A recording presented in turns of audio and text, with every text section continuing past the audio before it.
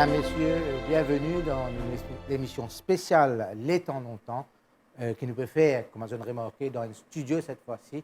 Nous habitués sur le terrain pour présenter ça avant l'émission. Mais nous avons une émission spéciale aujourd'hui dans le cadre de la Journée internationale de mémoire de la traite négrière et de l'abolition de l'esclavage qui fut décrétée par l'UNESCO et qui est célébrée le 23 août chaque année. Alors, une émission spéciale pour nous cause de quoi? Pour nous cause de cette traite négrière, un aspect de l'histoire qui peut-être pas très connu. C'est un aspect que finalement un Mauricien, un esclave mauricien qui finit déporté vers l'Australie et dans à peu près 125 Mauriciens qui finissent déportés. Et nous cause tout spécialement sur Constance Couronne. Constance Couronne, c'est qui? C'est la plus jeune esclave condamnée au monde qui finit déportée vers l'Australie. Il tient juste 9 ans quand ça finit d'arriver. Il était accusé d'attempted murder et avec sa petite cousine qui fait la même chose. La cousine qui tient un petit peu plus grand qu'il est, qui a 14 ans, Elisabeth Verlop. Alors, pour nous, certains d'entre eux connaissent qui nous finissent déjà présenter une émission, le Constance Couronne. Aujourd'hui, nous avons envie de reprendre Constance Couronne parce que nous avons un invité spécial. Alors, avec moi, bien sûr, comme toujours, collaborateur Alain Janot. Alain, merci encore une fois de répondre présent à l'appel et merci pour tout le travail que vous faites pour cette émission-là.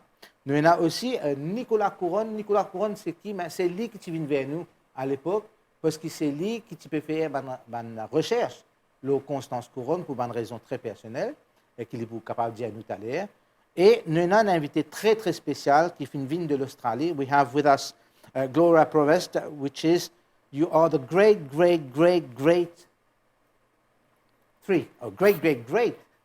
grandchild of Constance Couronne. You're a direct descendant of Constance Couronne, and you've come here especially not for this program, but you've come here to continue your research on Constance, because in Australia, Constance and her family, which is quite a large one, there's about 3,000 people in Australia who are direct descendants of Constance Couronne.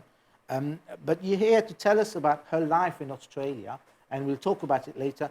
Of course, je dire à mes téléspectateurs que l'émission en 2 langages cette fois-ci, parce que Gloria, malheureusement, ne dit pas cause créole, mais nous pouvons expliquer tout au long du programme que nous pouvons aller, qui nous peut faire. Alors, pour nous commencer, Alain, nous disons cause de la traite négrière. Il est important qu'il nous puisse célébrer sa journée de mémoire là, le 23. Et l'abolition de l'esclavage. Mais pour Maurice, la traite négrière, c'est une petite chose qui est permanente, qui est présente complètement à sa époque. Évidemment, nous déjà traitons ça dans plusieurs nouvelles émissions. Selon Richard Allen, qui est un grand historien, un grand chercheur, les îles des Mascareignes finissent accueillir entre 1670 et 1848 à peu près 400 000 esclaves. Ça veut dire, ça va 400 000 esclaves là. Je dis, comment dire, ma marchandise, ça m'appelle ça la traite. La traite, ça veut dire commerce. Donc, c'est eux en Afrique, sur la côte est ou ouest africain, et aussi Zanzibar, et à Madagascar, etc., pour amener eux sur les îles des Mascareignes, pour travailler dans les champs domestiques ou whatever, comme un esclave, sans payer, mais seulement de nous un peu nourriture et habiller. Donc, c'était une pratique, un crime contre l'humanité qui nous considérait aujourd'hui, mais c'était une pratique courante. Une réalité. Une réalité à l'époque. Et d'ici, un passé douloureux.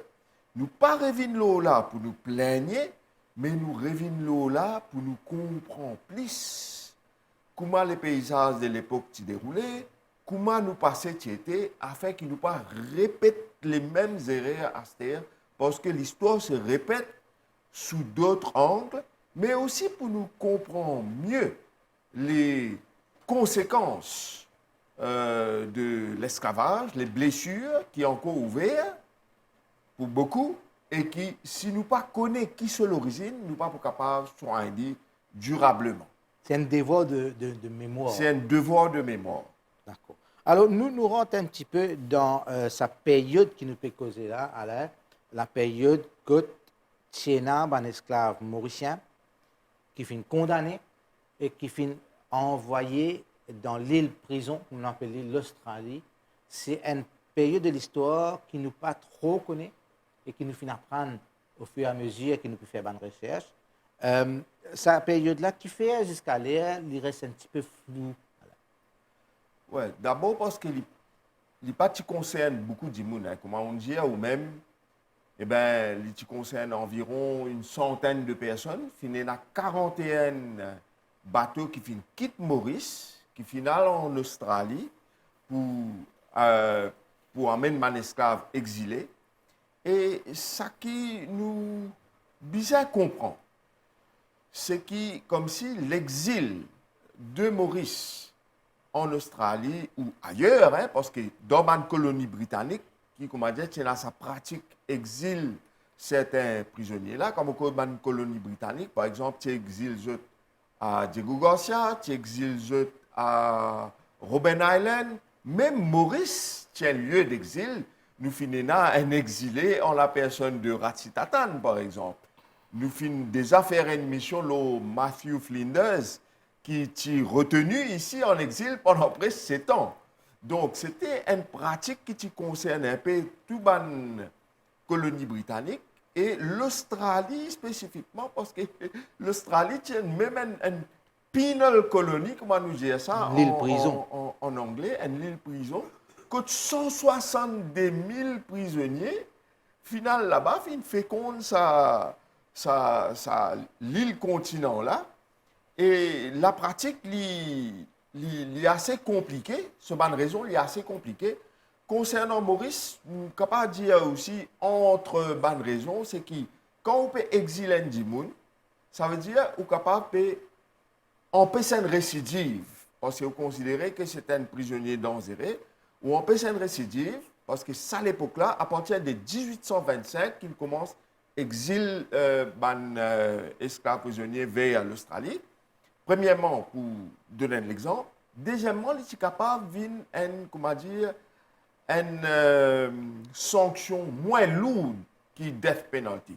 Nous avons rappelé, par exemple, qu'il y a un esclave, une madame esclave appelée Theresia, qui est condamnée à mort ici à Maurice, parce qu'à l'époque, jusqu'à 1833, il y a ou bien que le code noir de Colbert est encore appliqué dans Maurice. Hein? Absolument, oui. Le code noir de Colbert qui est appliqué de 1723 sous la forme de lettres patentes de Louis XV, il est encore appliqué malgré le fait qu'il nous partit sous la monarchie française jusqu'à 1833. Il y a certaines clauses, certains aspects qui sont encore appliqués. Et donc, Theresia, il est condamné à mort et le gouverneur Colville qui a plaidé pour lui pour exil, parce que exil est une sanction un peu moins lourde. Et puis aussi, il y a le fait que la population typée grandit. En 1807, il y a environ 77 000 dimoun dans Maurice. En 1827, il y a 97 000. Il grandit par 20 000 dimoun. Mais la prison, tu commences, malgré le fait que tu commences à faire prison Beaubassin, tout ça là, mais la prison, tu commences surpeuplée. Et là, il tient aussi un moyen pour, comment dire, désengorger un peu. Mais quoi qu'il en soit, il n'est pas fin concerne sa quantité de dimoun là, mais sur l'importance quand même significative, et d'où la présence de nous avons invité Azodi et absolument. Je trouve ça l'aspect, comment dire, internationalisation, nous capable dire, de l'esclavage. Et comme si, au niveau mauricien, un esclave qui sortit Maurice qui est ailleurs. Alors, justement, comme une cause nous va l'inviter, nous tournons vers Nicolas Couronne. Nicolas Couronne qui vient vers nous en février de cette année-ci avec une histoire incroyable. Nicolas Couronne vient vers nous qui, ben voilà, tu as un esclave qui t'est renvoyé en Australie, qui t'est déporté en Australie, appelle Constance Couronne, et ou même, c'est où qui finit faire une recherche pour aller découvrir un peu sur l'histoire. Alors, premièrement, qui fait ou finit commencer à une recherche là, Nicolas? Alors, Lindé, merci pour l'invitation. C'est-à-dire un peu comme tout Mauricien, nous toujours posons une question, l'origine et nous l'identité. Pourquoi ça, c'est une affaire qui est au profond de chaque Mauricien. Et moi, je suis capable de dire, bon, moi, type travail, moi, dans l'aviation pendant très longtemps, dans le secteur des opérations au sol. Moi, jamais tu gagnes les temps pour dire que moi, je gagne les temps pour aller faire ces affaires-là. Mais comme on prend mon retraite, tout à fait par hasard, c'est un camarade qui finit avec moi une photo. Il me dit, moi, Nicolas, guette ça attentivement et dis-moi qui te pense là. Et là, on trouve une photo d'une madame créole, un peu africaine, assise au 16 de l'époque, du 18e, 19e siècle, et avec des habits très british. Et dans le regard de cette femme-là, je suis étonné, parce qu'à mon avis, il y a beaucoup de visages de ma propre famille qui m'ont trouvé là-dedans. Ça, c'est mon opinion. Et moi, je ne trouve ce nom. Ça, c'est le premier choc qui m'a gagné. Deuxième choc qui m'a gagné, là, je trouve ce nom de famille. Je trouve ce nom de famille pareil comme mon nom de famille, Couronne. Right. Là, ça fait déjà un impact pour moi. Et là, je continue à lire, je trouve qu'il était dans la région que je connais jusqu'à mon grand-père. Mon grand-père était un vieux sacristain pendant les 60 ans dans l'église Notre-Dame-des-Anges, et dans la région de Maillebourg, Beauvallon, Plaine-Magnan, là, etc. Forcément, ça intéresse moi, pour connaître un peu plus. Et là, à partir de là, c'est tout un passe-temps qui pouvait une passion dévorante pour la généalogie et aussi pour comprendre un peu l'histoire de mon pays. Et une histoire qui fait un dévouement, je suis capable de dire, pendant ces 4 dernières années. Je peux passer le temps dans l'archive. Je peux, grâce à un historien comme M. Pietum, rentrer en contact avec un professeur de la SST, surtout une dame qui s'appelle Claire Anderson, qui fait liée une amitié avec moi. Et je suis capable de dire que pendant ces 4 ans-là, je avance beaucoup dans mon recherche, jusqu'à aussi rencontrer un Australien qui descend depuis Constance, comme Gloria, qui aujourd'hui m'a invité, pour passer vacances à Maurice, et qui pour causer un peu l'aspect de Constance. Très bien. Alors, nous causons Constance lui-même, nous causons sur l'histoire. Donc, comment vous dire, vous faites une recherche qui finit découvrir sur la vie, ce petit temps qu'il finit passer à Maurice, 9 ans. Comment vous finissez découvrir que ça n'a ses parents, etc. Raconte-nous un petit peu ça. Alors, c'est vrai que vous avez un point de départ. Et là, je suis content de remercier le centre Nelson Mandela, dont le directeur, c'est M. Stéphane Kagou, qui finit bien aide-moi pour commencer une recherche. Pour commencer une recherche, vous allez me dire qui c'est un esclave ou bien un record. Et bien là, il y a un record là. Et là, c'est vrai que le record là, il vient avec un recensement qui est en anglais, qui fait le census.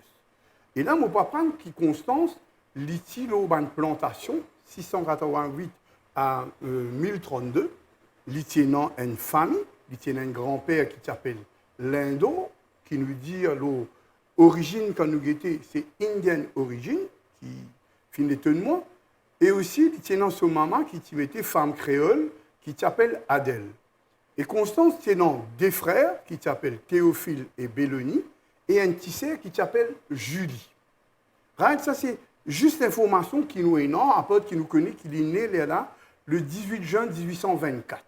Ça, c'est sur les faits, c'est sur papier, c'est peut être vérifié, que j'ai pu voir au centre Nelson Mandela. Et puis après, là, vous voyez une étape que je parle dans l'archive. Parce qu'il ne faut pas prendre qui, dans la vie, prenant un événement. Ça veut dire, Constance, avec sa cousine qui s'appelle Elisabeth Verlop, tu vas l'apprendre à coudre que tu as une madame qui s'appelle Madame Morel. Et le 11 mai 1832, prenant un problème que sa Madame Morel-là, c'est-à-dire que Madame Morel, pour victime d'une tentative d'empoisonnement, il pas pour mort, mais il pour sentir mal, ses enfants aussi pour sentir mal, parce qu'ils ont une bonne entité qui, supposément, Elisabeth est de nous, et qui, après, dans l'enquête, peut dire qu'il Constance, il dit, met un produit dans l'entité là. Et c'est la servante de Madame Morel, qui s'appelle Bélise, qui pour acquise ça des enfants là. Et Madame Morel dit pour faire un docteur qui s'appelle docteur Cox Vini. Et docteur Cox pour confirmer, oui, qu'il finit dans une Empoisonnement. tentative d'empoisonnement. Et Alors, de là, les choses prennent une ampleur terrible. Là. tout à fait, tout à fait.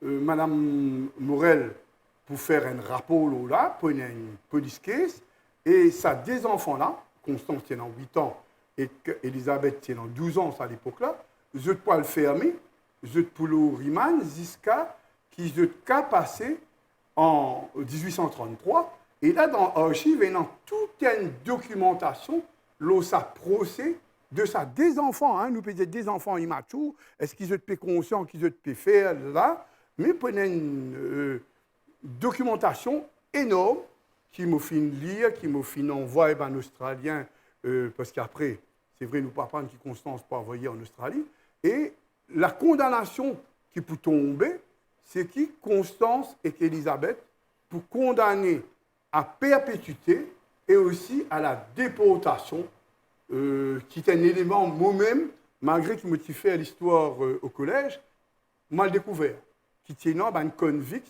qui avait en Australie, ça à l'époque-là. Et c'est quelque chose qui finit faire moi encore fouiller, jusqu'à qu'il me parle aussi rentre en contact avec un Australien qui est aujourd'hui descendant de Constance. Très bien. Alors, d'après Gloria, what we've talked about so far is the impact of the slave trade, including Mauritius, at that time. And we've also talked about Constance, her parents, her family at the time, and how she became to be convicted with her cousin, Elizabeth Verlob, to be sent to Australia. Now, on the 9th of July, 1834, on board the brig Dart, both girls arrived in Australia. This is where you come in a sense, because you can tell us the story of Constance from that point onwards. Elizabeth arrived in Sydney Cove, and the authorities weren't sure what they're going to do with them, because neither of them spoke any English. They only spoke French. Two very young girls, and until they worked it out, they'd actually put them in the local jail for a couple of days, and then they were sent to Parramatta Female Factory. Now, Parramatta Female Factory, what is this? Is it a prison or Yes, it what was a it prison used for convicts, for female convicts, and they were actually put into a section for the convicts that weren't easily selected to be servants out in people's homes or to work. So the pregnant women, the older women, and young girls, and so they were put in there. They found that quite difficult because they didn't have any English or Gaelic, because the convict women that were in there were from Ireland and England. So we talked about this in the program that we did the first time, Alain. We can just imagine how difficult it is for those two girls alone. In fact, they're lucky to be together. Otherwise, it'll be even more difficult for them to go through this period. And we said that it must have been difficult, and you confirm it. Alain, what's your thoughts on that? Moi, je pense que c'est des petites filles qui démontraient, qui, dès le départ, dans cette époque-là, la résilience de ban Mauriciens. Et c'est des petites filles qui parlent à l'école, c'est des petites filles qui parlent cause anglais. Culturellement, je pas pareil à ban Australien, because they don't eat the same thing, they don't sing the same. You see, they are completely different. Yeah. But yet, they will do the needful to integrate, and why not to share their worth as well, I believe. Yeah.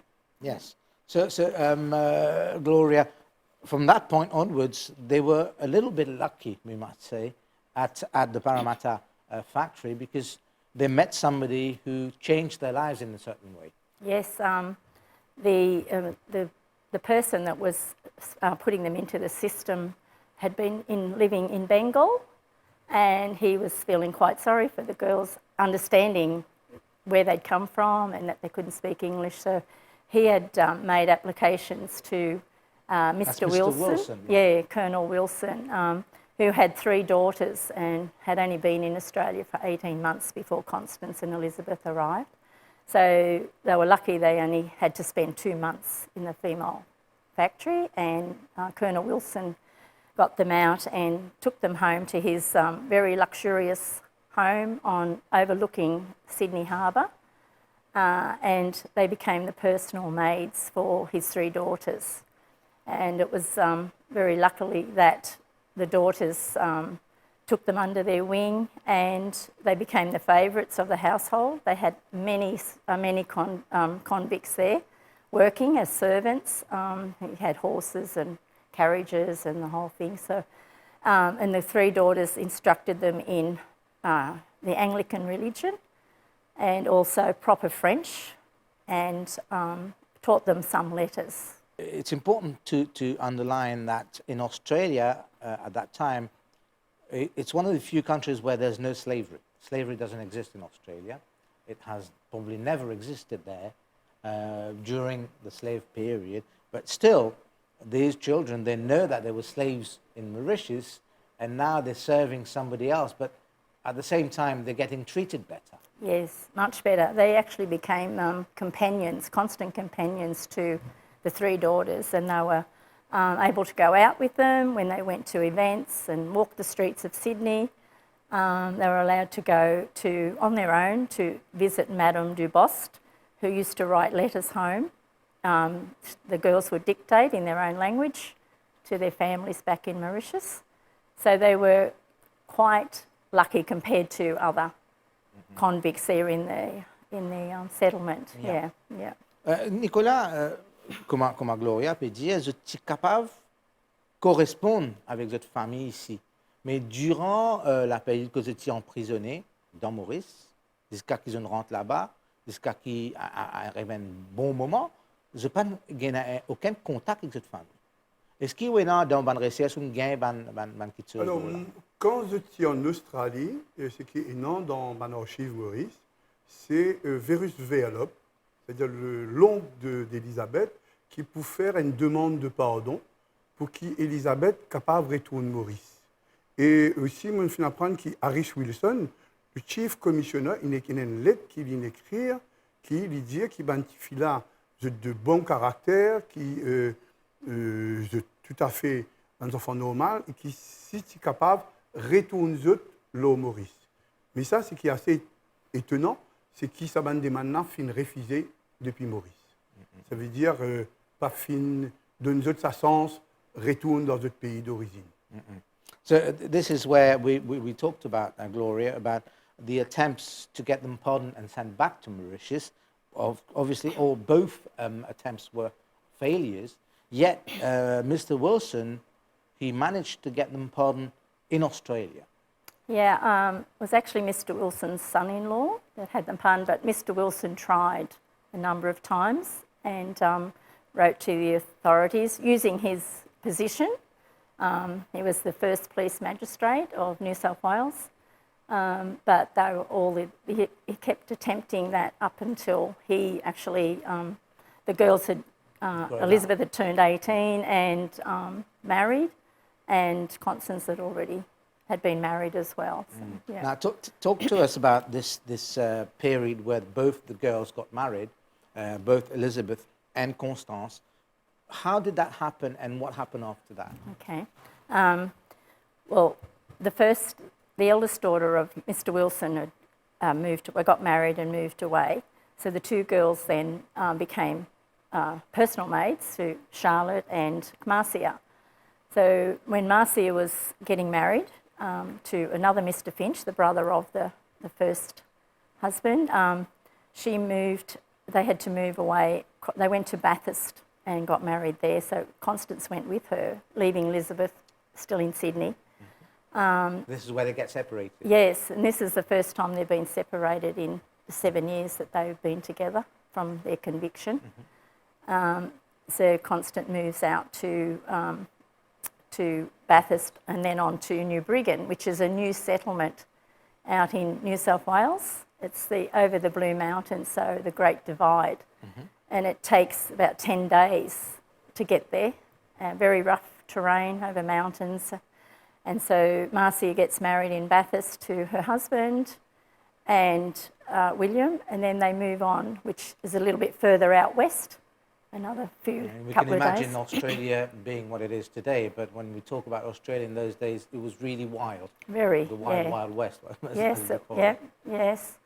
And they, Constance, while she was there on New Brigham property, living and being a servant still to Marcia and her family, met Robert Trudgett, who was working for the Finch family as a stockman. And the following year they were married, and they were married in the same church in Bathurst as what Marcia and her husband had been married in. They had to jump a few hoops to actually be married because Robert was a free man by then, but Constance was still in her time as a convict. And they the Finch family and the Wilson family wrote a lot of letters and got that approval for Constance to be married. Was she ever pardoned? Yes, she was. Yeah, she finally was pardoned, and she was she had served the shortest time of any convict. We think about Robert Trudgett, her husband, and herself. We think about our time today when the people of different countries, we should say, get together. There's this look on these people, but we try and imagine ourselves at that time, an ex-slave marrying an Englishman, whether they're both convicts or not. It must have been difficult for them. Yes, I'm sure it was, but they also had the support of the Finch family as Robert continued to work, and Constance worked for the Finches even after they were married for quite a few years, because Constance still hadn't had her pardon, and so she couldn't actually leave. So they worked there, and they had the respect of the Finch family, who were fairly powerful. They had a lot of authority in that area. And they also had a couple of children born on that property before they actually got their own property. So they've decided to create a family, they get married, and they sort of start a new life, basically, the two of them. Now, out of that marriage, there were 11 children. That's right, yes. 11 children that all survived into adulthood. Yep. We've got some pictures of some of the children that are there. But you are a direct descendant of Constance. How did you get involved in trying to find out about your ancestor and doing a lot of work around it? Why were you involved? I suppose growing up, I heard that we had that my great-grandmother, just thought it was our great-grandmother until we had to look further into it and found out it was my 3 times great-grandmother, that she spoke French when she came here, and she was a little black girl. Mm-hmm. So I was just interested in that, and family used to talk about different things, about Constance, and I was just interested and wanted to know, my heritage. So I came to Mauritius 21 years ago to see if I could find out any more information, thinking that she would have had, or she had a family here, and there would have been descendants from Constance's siblings or her parents. So. Yeah. Now you've got the same bug as Nicolas has, the bug, the passion of discovering history and your own history. Nicolas, quand on joint Gloria, l'Internet, je pensais que la première fois on joint lire ou découvert, qui lit un descendant direct et qui partage sa passion pour découvrir sa réalité, sa vérité, le Constance Corona. Quelle réaction justement quand vous finissez d'interagir avec Gloria? Alors, je n'ai pas fini d'interagir seulement avec Gloria. Constance tenant 11 enfants. Vous pouvez imaginer combien, aujourd'hui avec facilité Internet, combien de descendants de Constance qui m'ont interchangé. Hein? J'ai fait énormément de documents de Constance à travers ce échange-là. Nous avons une différence d'opinion par rapport à beaucoup de choses, mais avec Gloria, j'ai senti ça désir de connaître un peu plus ce qui, dans ce premier visite, n'est pas réussi faire là. Et là, je me suis dit, ben, tu connais, si tu es intéressé pour venir Maurice, venez, me disposer pour accueillir toi, pour nous faire une recherche là encore ensemble. Parce que moi, jusqu'à aujourd'hui, me dis toi, malgré tout, une ressemblance physique, je ne peux pas encore arriver à faire un lien encore avec Constance. C'est-à-dire qu'ils m'ont toujours en recherche. Toujours en recherche et me penser que ma passion de continuer. Hein.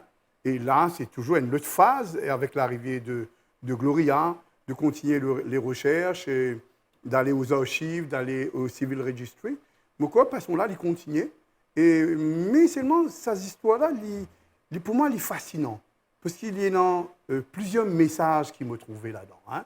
Bon, quand nous regardons Constance, nous trouvons que ces enfants immatures, 8 ans, les enfants font des erreurs, des affaires qu'ils peuvent connaître, qu'ils peuvent faire. Mais comment dire, sa résilience qu'il nous montrait, comment Gloria peut dire, la vie pas facile pour lui, malgré les circonstances favorables qu'il a gagnées avec famille Finch, avec Wilson, tout ça.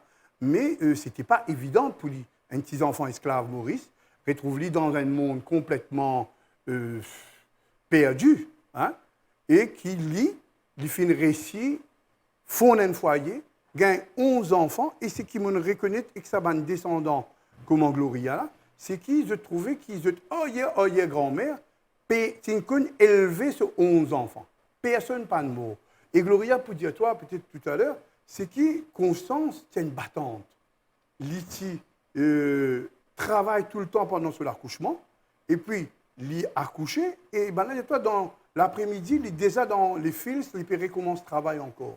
Alors, ce caractère de Constance là, fait bien moque, ben descendant Constance. Et je tiens un grand respect pour la personne de Constance. Tout à fait. Alors, Alain, peut-être que vous avez quelque chose pour ajouter. Si vous avez une question à Gloria, tout à fait. Moi, tout ça vraiment extraordinaire et inspirant, c'est qui Gloria et Nicolas Pédia là. Surtout en sa journée de mémoire là. Gloria fin dire qu'il fin vin Maurice, il sentit, comment dire, le besoin pour lui Maurice, pour lui découvrir sur l'héritage. Et ça, c'est une affaire extraordinaire.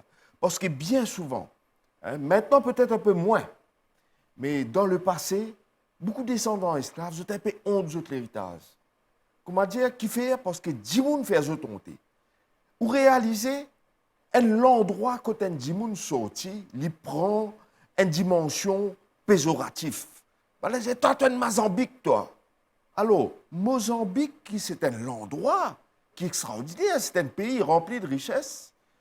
Quand, comment dire, ton fait Dimoun vient un esclave, retire-lui, amène-lui dans un pays, c'est un coup-là, ce lieu d'origine, il vient pratiquement, comment dire, une insulte. Tout à fait. Et tout à fait. le fait qu'il Gloria, qui, quand vous êtes ben, Ou pas pour capable dire. Hein. ou pas capable de dire. Par contre, nous Mais mettons il y a une ressemblance avec... il y a une petite ressemblance. Il est vraiment fier. She's proud of her heritage. And she comes to Mauritius far away to draw from the puits de l'héritage. Et ça, me trouve ça vraiment extraordinaire. Et je remercie tout le monde qui a aujourd'hui, descendants esclaves, qui ont réapproprié de l'héritage et qui sont capables, fiers et assument cette ascendance. Je trouve ça extraordinaire. Well, I think you've understood more or less what Alain said, because he's saying that how proud he is of seeing you, somebody who lives far away, come back to Mauritius to look into the life of Constance while she was here. My next question was going to be, but is going to be, in fact, in Australia, the memory of Constance remains alive because of people like you who want to bring into the limelight what she was and what she did. Now, why is this important for you and for the family?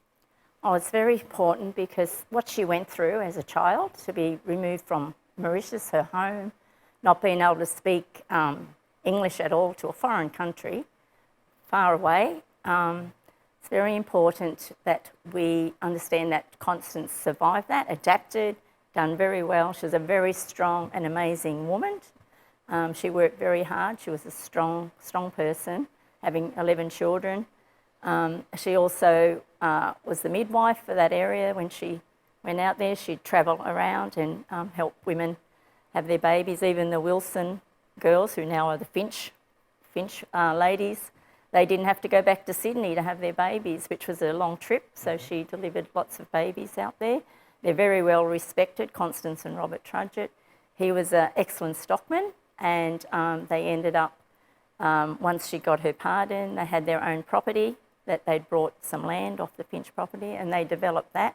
Constance worked alongside Robert every day, right up until she'd give birth. She'd give birth and she'd be back out there the next day helping him, because they had already a couple of children by then, and to work for their children, to make a better life for everyone out there. And it was in a very difficult time because it was early settlement of Australia.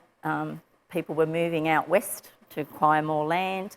There were issues or conflicts with Aboriginal people out there because they were getting pushed off their land.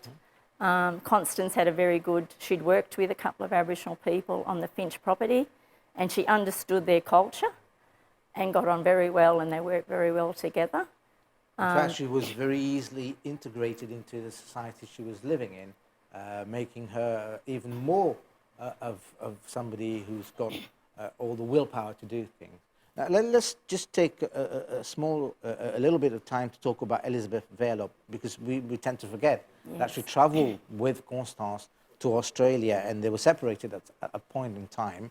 I don't think they met again, but you've got some information about Elizabeth herself and her life. Yeah, after Constance left Sydney, Elizabeth had met a man from Mauritius called John Larimer, and they got married a month after Constance had left Sydney. Elizabeth had 6 children, and 3 had died in infancy. And then her husband died while she was still very young, and she had a 5-year-old child to look after. It was very hard for Elizabeth because she didn't have that support of the Wilson girls, although she did have some support from Mr. Wilson still, who actually attended her wedding and was a witness at her wedding. And he was still trying prior to that to get them back to Mauritius, doing applications. And she died at a young age as well, Elizabeth. Yeah. Now, Constance, I'll take 2 examples of books that have been written using the experience of Constance. If a camera can take a picture of this, a shot of this first book. She's inspired a lot of writers to write about her experiences and experiences of other women who've gone through the convict stage in Australia. And there's another one here, which is called Convicts, Capitalists and Corruption, which includes the story of, part of the story of Constance in those books. Do you think, in a certain way, those stories need to come out even more today to be able to share the real history? There's a link between Australia and Mauritius. Whether you like it or not, you are Mauritian in a certain way because your ancestors came from Mauritius. Is that a source of pride, and is it a source to encourage other people to do the same kind of work that you do? Yes, I think so. I think I'm very proud to be part of Mauritius and Constance descendant. And I think my family, just showing what my family do now, have been inspired by Constance's hard work, how she's adapted and how she's fitted in and fitted into Australia. And at 13, she realised that she would never return to Mauritius after all the applications for pardon and to be restituted back into Mauritius failed. So I think she's been a strong person in our life, even though it's quite a few years ago. Absolutely. But that's been passed down through our generations about her strengthness, her ability to adapt and fit in. And the work that she did, she was a very hard worker, and I find that our family, and I assume many of the other Trudgetts, the many thousands of descendants that she's had. The last figures that we have is over 3,000. And as I said before, my grandfather, who was Constance's great-grandson, had 14 children. So they were very large families. I'm one of 9. And yeah, so I think her legacy will always live on within our Absolutely. families, and our children and great-grandchildren are learning about Constance. And the books that have been, the stories that have been written have been very informative. So, because there's been a lot of research done. Absolutely. Yeah. Quand nous trouve un livre qui peut écrire en utilisant Constance comme un exemple, qui les ramène eux? Un sentiment de fierté qui justifiait d'ailleurs quand nous trouvons que Constance Zodienne a une vaste descendance de 3000 personnes en Australie qui peut porter nous flambeaux quelque part, nous drapeaux, et qui fier qu'ils ont un descendant d'esclaves mauriciens, et qui, non seulement ça, et Constance, il vient une source d'inspiration pour eux, comme Gloria fait dire, ben, définitivement, moi fier. Beaucoup de monde connaît mon peut faire sa recherche. Hein? Et là, maintenant, je dis, Nicolas, période de famille dans l'Australie. Mon cœur, mon bizarre, mettre un point là. Hein? À aucun moment, moi, famille australienne qui m'intéresse moi. Ce qui me finit toujours intéresse moi, c'est sa personnage de Constance Couronne. Ces histoires-là, moi, appelle ça un untold story. Dans nos histoires, beaucoup de monde, presque la majorité du monde, examine ça. Nous pouvons découvrir les affaires des convicts, qui ont voyé des esclaves, qui ont voyé en Australie à travers ces histoires.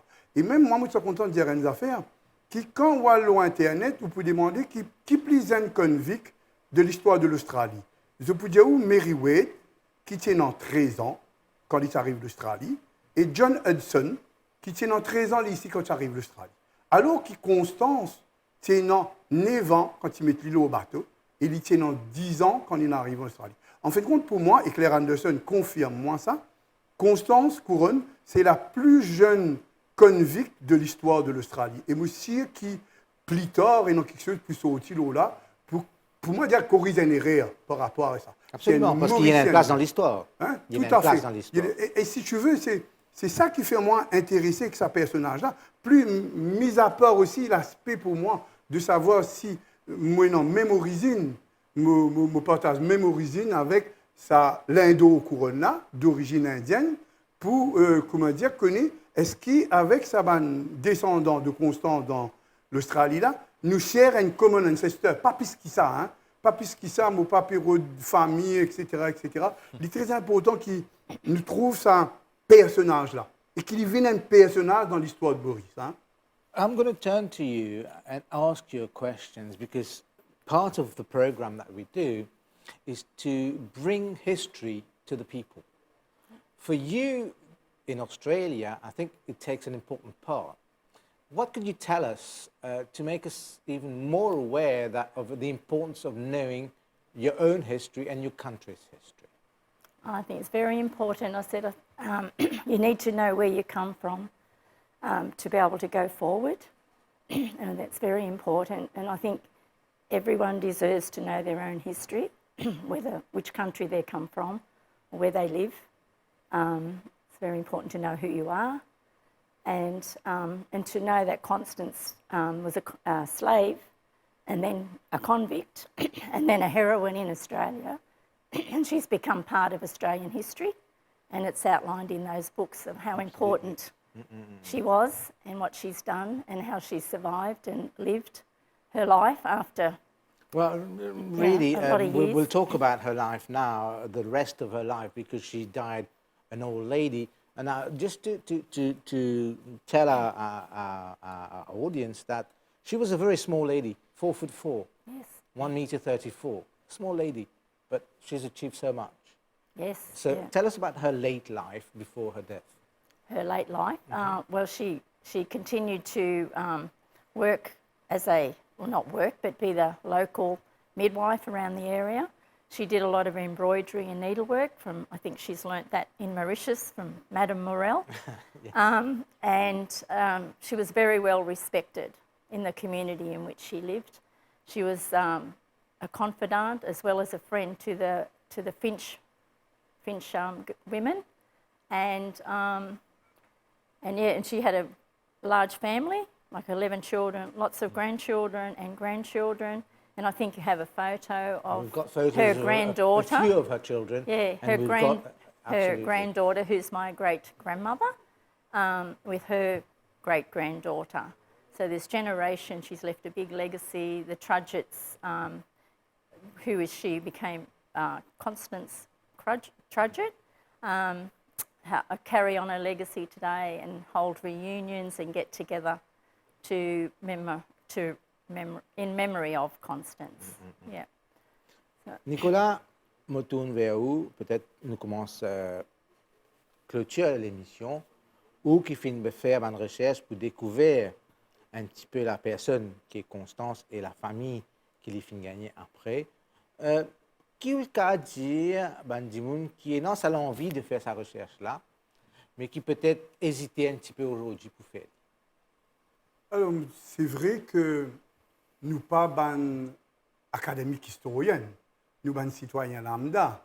Et c'est très difficile, écoute, pour commencer à le faire recherche, nous commençons à dire une pièce sans racine. Et pour commencer, c'est vrai qu'il y a un coup de pouce pas là. Hein? Et comme on dit, toi, je suis au centre Nelson Mandela. Et le centre Nelson Mandela est aujourd'hui un site qui est online et qui nous est capable de faire recherche. Tout est online maintenant, hein, pour nous vous roder, si nous sommes descendants esclaves, que ça a été, qui ban non et non, etc. Et quoi bien félicite, et non aussi Mme Moko Vijayatila qui derrière ce travail-là, bien félicite pour sa facilité, notre docteur Jimmy Hormon, pour qui, comment dire, descendants capables de faire une recherche. Parce qu'il bien commence quelque part.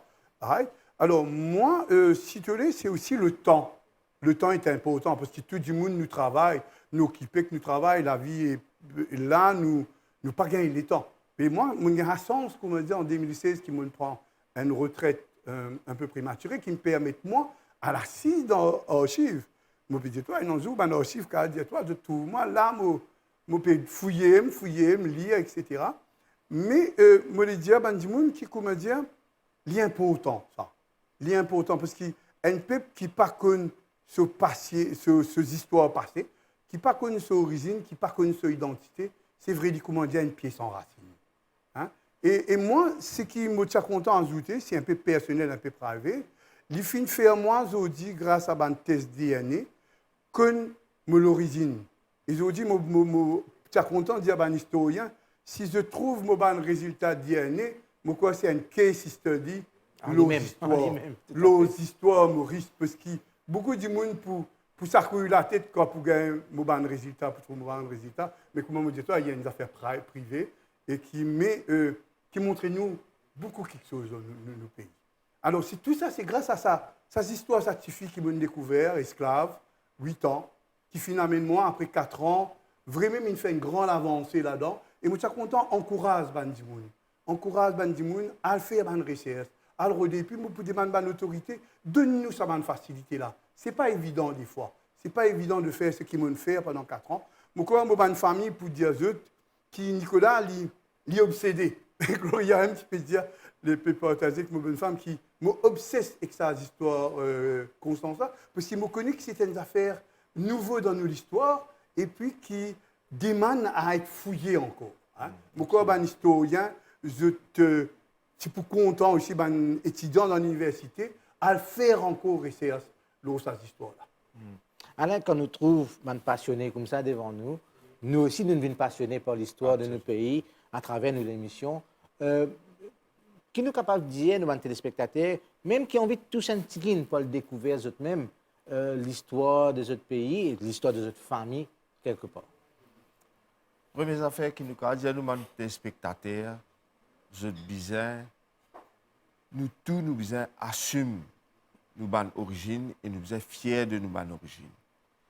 Si certains finissent à son ancêtre esclave, mais ça m'a ancêtre esclave là, puis non, il y a nous honter ça. Parce que je ne pas une demande pour une esclave, je demande victime d'un système d'oppression qui existait avant. Et nous avons assimilé aussi parce que ça, personne là, il a beaucoup valeur. Comme Gloria fin dire, ben, je te vite qu'on va dire, ban dame de compagnie, favori Membre de la communauté. membres de la communauté qui viennent accueillir les autres. Hein? Pas tout le monde convaincu qui finit ça sens là. Et nous disons, et comment Nicolas finit dire, design a certaines facilités pour nous aller de l'avant, pour nous aller fouiller, pour nous aller dans le fond du puits génétique qui chacun d'entre nous peut porter. Ben, si nous avons un petit peu plus de facilité, elle est pour rien que souhaitable, hein? Parce que nous tous, nous avons une racine, et sans une racine solide, ben, zob là, pas pour fleurir comme un bizarre. Et là même, nous pouvons trouver que nous pouvons commencer à gagner fruits, nous pouvons commencer à gagner fleurs, zob peut fleurir, tout bon mythe qui est là autour de certaines histoires peut commencer à tomber. Et Monica souhaitait qu'il nous aille dans sa direction-là pour qu'il vraiment nous gagne l'île Maurice, que tout le monde fier de ses racines et qu'ensemble, nous pouvons mettre sa identité-là ensemble pour nous gagner une nation encore plus forte. Très bien. Alors, avant qu'il me conclue, je besoin de dire merci à nos deux invités. Thank you very much, Gloria. You've traveled so far to come to us and give us the story of Constance in Australia. For us, it's a great pleasure to have you, and we have to thank you for your sharing. La même chose pour Nicolas. Nicolas, merci beaucoup. Déjà qu'il vous fait nous découvrir Constance Coron il y a plus de 6 mois de cela, et qui nous ont encore envie de découvrir ça dit là, mais pas seulement, nous avons envie de découvrir aussi l'aspect de notre histoire de 1825, que les Mauriciens viennent bizarre à les autres pays et nous pousser à découvrir encore plus là. Pour l'instant, nous disons merci. Thank you very much for being here. Alain, encore une fois, merci aussi pour le partage qui nous finit là aujourd'hui. J'espère que nos téléspectateurs finissent apprécier ce qui nous finit partager avec eux. Et comme nous avons invité, finissent dire, si vous êtes intéressé pour le découvrir un petit peu les ancêtres, et il y a une facilité qui existait déjà, vous êtes capable d'utiliser il y a le Centre Nelson Mandela, mais il y a aussi le NGI pour les gens qui sont descendants qui sont sortis de l'Inde, que vous êtes capable de faire des recherches. Nous encourageons si vous êtes intéressé à faire ça. Et si vous avez des histoires pour partager avec nous, pas hésiter. Vous êtes capable de faire ça, vous êtes capable de retrouver l'émission sur YouTube et vous êtes capable de laisser des commentaires ou vous êtes capable de contacter nous directement à la MBC que nous pouvons faire le nécessaire. Voilà, c'est la fin de cette émission. Encore une fois, je dis à vous, merci de votre fidélité à l'état longtemps et nous pourrons retrouver très bientôt pour une autre émission.